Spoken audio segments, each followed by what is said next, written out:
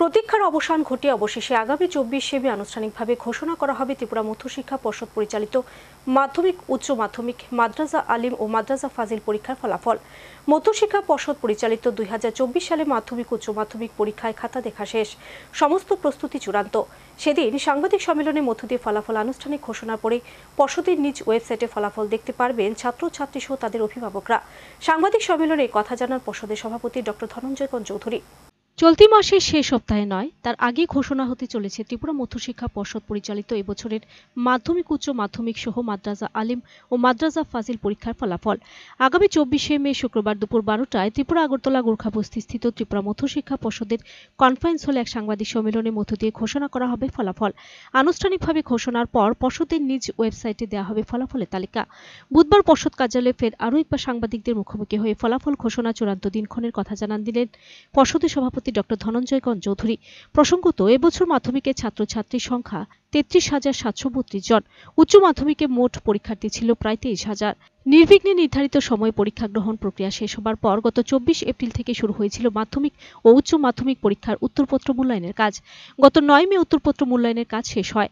আগরতলা শহরে 2টি স্কুলে উচ্চ মাধ্যমিক পরীক্ষার এবং 4টি স্কুলের মাধ্যমিক পরীক্ষার উত্তরপত্র মূল্যায়ন হয়।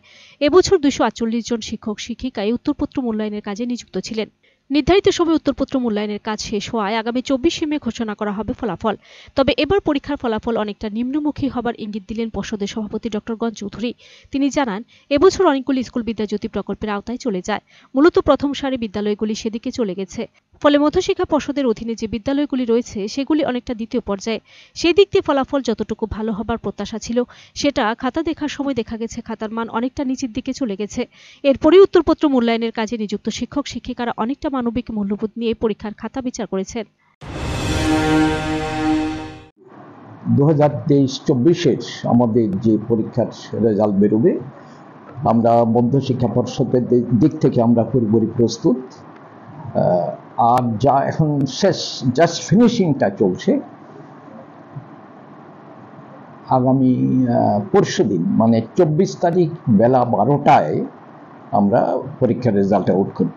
যেগুলো আউট হবে সেগুলো হলো দ্বাদশের রেজাল্ট আর মাধ্যমিকের class 10-এর result.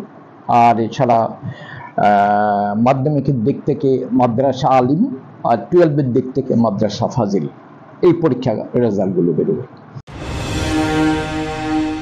Video report, search India.